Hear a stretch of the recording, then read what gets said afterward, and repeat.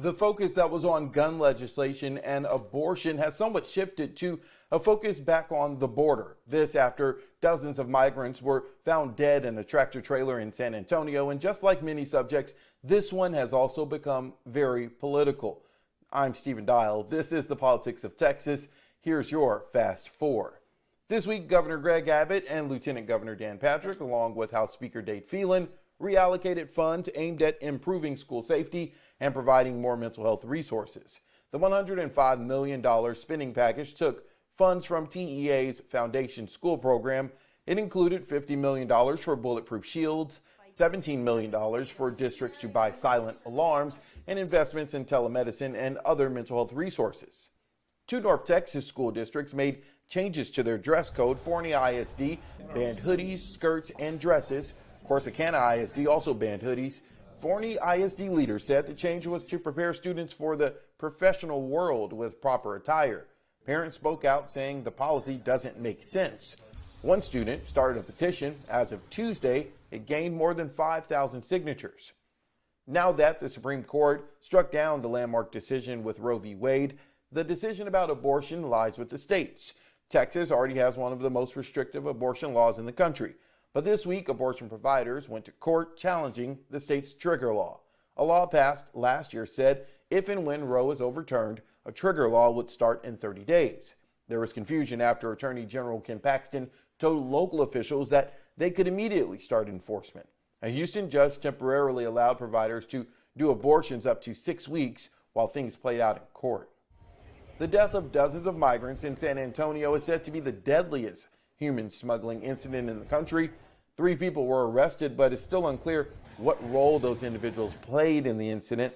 A South Texas trucking company told us their Texas and U.S. DOT numbers were cloned and used on the truck carrying the migrants.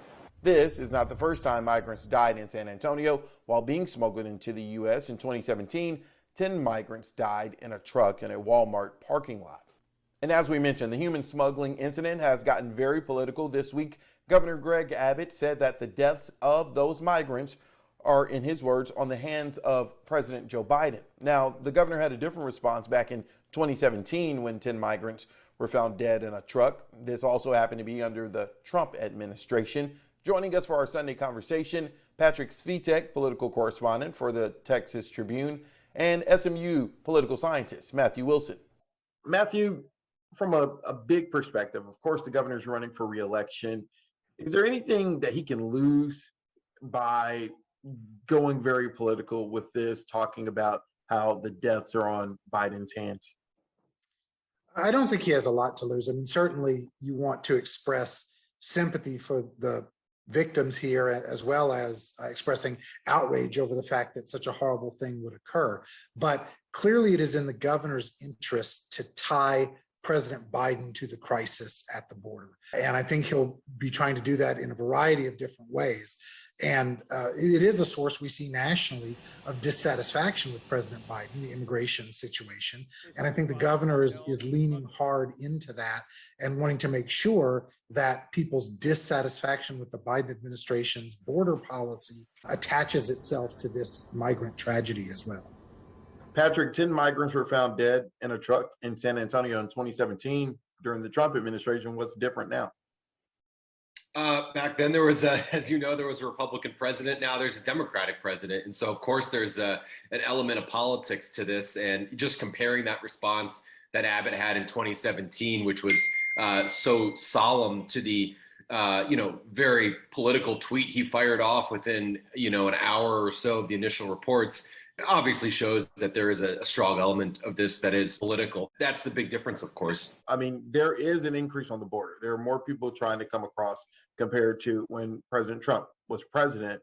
But does this take it a step further, making it seem like it's all Biden's fault, or is it all Biden's fault?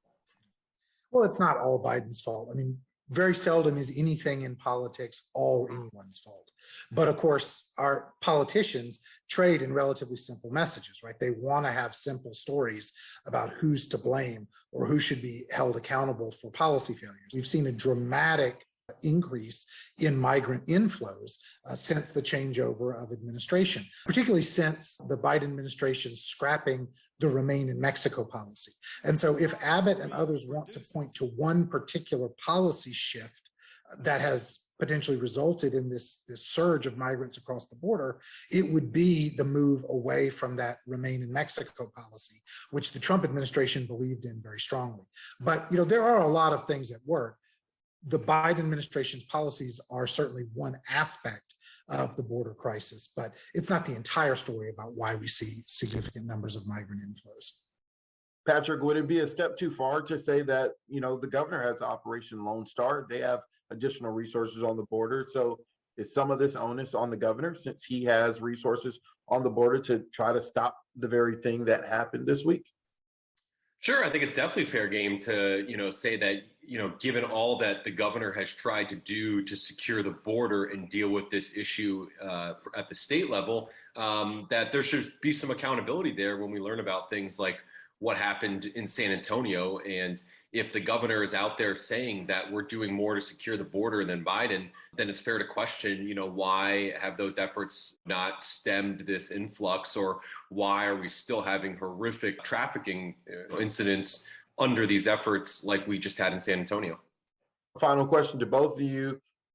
Will the border be the issue that's talked about all summer, or will it be the now gun law or abortion? Patrick? I think the border will be a more enduring issue up through the November election, if only because it's something that the governor wants to talk about. And right now, as far as I know, he has many more resources than Beto O'Rourke, his Democratic challenger, to talk about that issue. And so you're going to see tens of millions of advertising dollars put behind this issue by the governor this summer up through election day. So I expect it to be an enduring issue. And public opinion polling in Texas shows that it consistently ranks as a top 3 issue for Texas voters. Matthew, will the border be the top issue heading into the fall? It will be an issue. I expect the governor to talk a lot about the border. I expect O'Rourke to talk a lot about abortion. But the top of mind issue for most voters this fall is going to be economic concerns, real concerns about inflation, about recession, about the economic future of the country. Those things I think will resonate more deeply with a larger swath of voters than any of those social cultural concerns. So those will all be part of the mix, but I don't think that the border or abortion or guns will be the dominant issue in the fall campaign. It'll be one piece of a bigger puzzle. As always, for the latest political news, head over to our website, fox4news.com. We'll see you next time for another edition of The Politics of Texas.